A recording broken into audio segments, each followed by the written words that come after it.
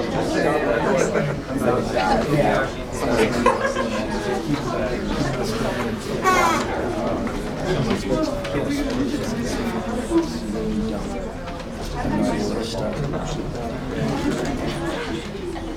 attention here. All right, this is the group 5. We're doing chapter 8, the flywheel effect and the doom loop. Develop and break.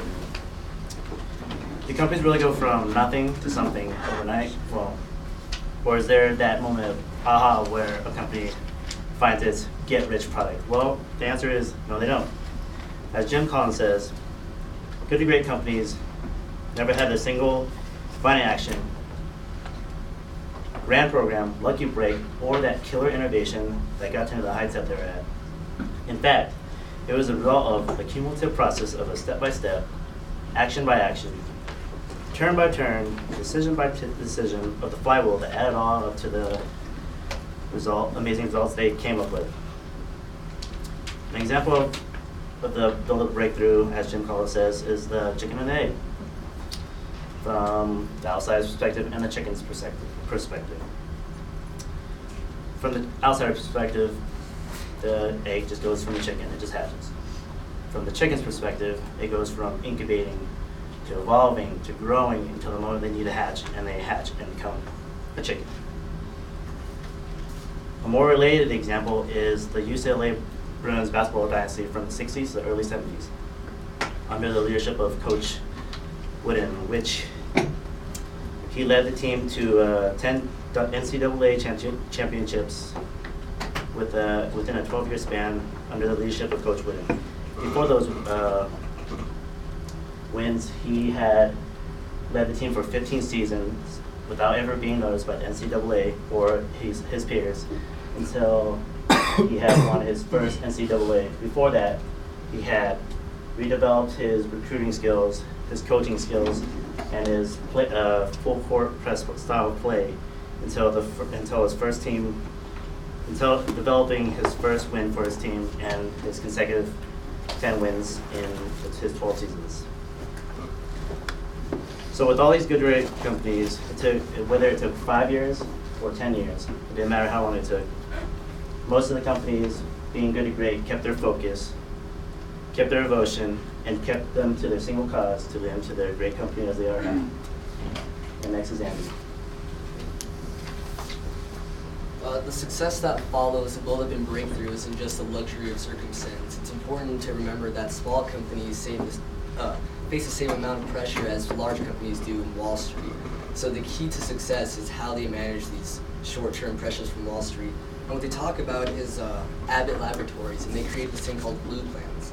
And these Blue Plans were entrepreneurial ideas that they had that weren't funded yet. So what they would do is they would tell their investors, this is the exact percentage of growth we expect, but in reality they kept an internal goal inside. So they'd say 15% is what we expect, and they set internal goal of 25%. So they'd take that difference of the actual and the projected, and they would use that money to fund these Blue Plans. So this allowed Abbott Laboratories to grow at the same time and manage the short-term pressures from Wall Street.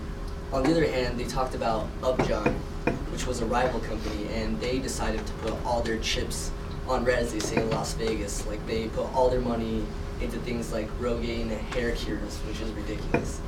So what ended up happening is from 1959 to 1974, Abbott and Allen-Giang, they followed the same money. Their stock prices were the same until 1974 when Abbott broke through, and they actually ended up making 4 times more money on their stock than Allen-Giang. So the key to success for Abbott was actually under-promising and over-delivering, and that helped them manage all their short-term pressures at the same time while letting them grow. So I'm going to pass this on to Victor. Thanks. As Andy talked about, it's never easy or convenient for these companies to make this big shift. So considering that, in the flywheel effect section of this chapter, the authors were wondering how these executives for these companies got their employees to be committed and in line with this new change. And I think one of the most important parts of this section is that there's a great power in the continued improvement and the delivery of results. meaning that that companies should point to tangible goals, however incremental at first, and then show how these steps or goals fit into an overall concept that will work for the company. And going back to the question that the authors asked, they actually asked each executive for these good to great companies how they got their employees committed to this new vision and to embrace this change. And it's funny because most of these executives didn't have an answer. They didn't even think about it. And I think a good example of that is Jim Herring, who was the level 5 leader for Kroger at the time of its dramatic shift. And the researchers for this book asked him the same questions: how do you get people committed? And he didn't have an answer. He had 50,000 people who he had to get behind this big change, cashiers, baggers, all these sorts of people. But he didn't make a big deal out of it. He didn't have his employees memorize some principles for the new company or make them watch those awesome training videos that we have nowadays. He said, see what we're doing, see how well it's working, look at that, and that's where we're going. So he made it really easy.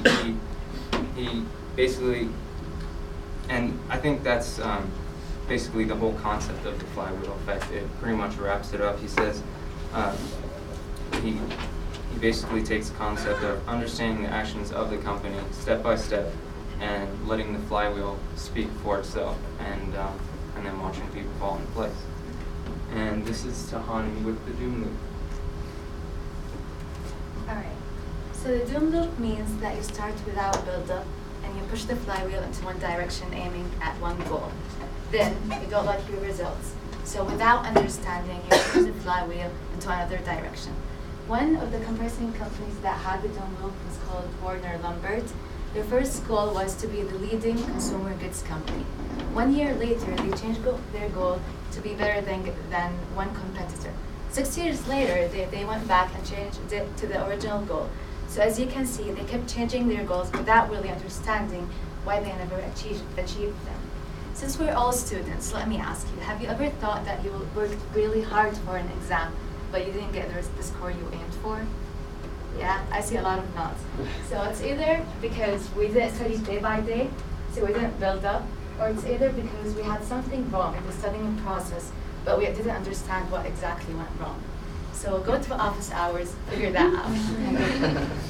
Here's Phil. Hi everyone, I'm Phil, and today I'm going to be discussing two things.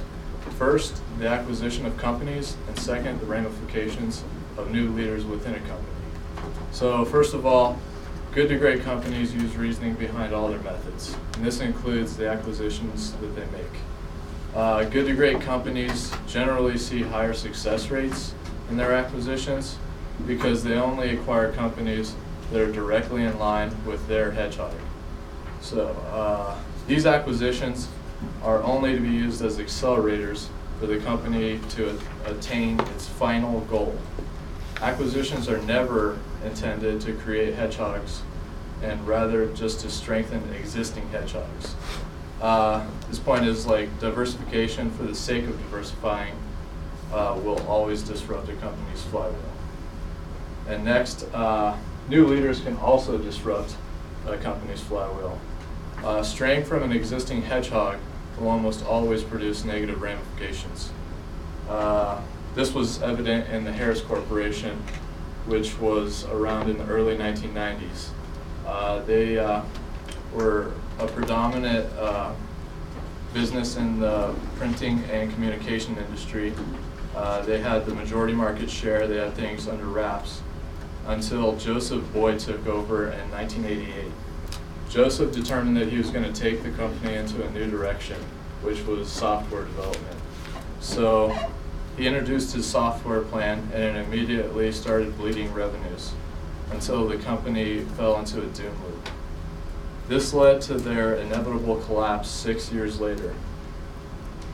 The company lost its dominance in the printing and communication industry and is now dead today. So what conclusions can we draw from this? The conclusion that we can draw from this occurrence is that companies should always follow their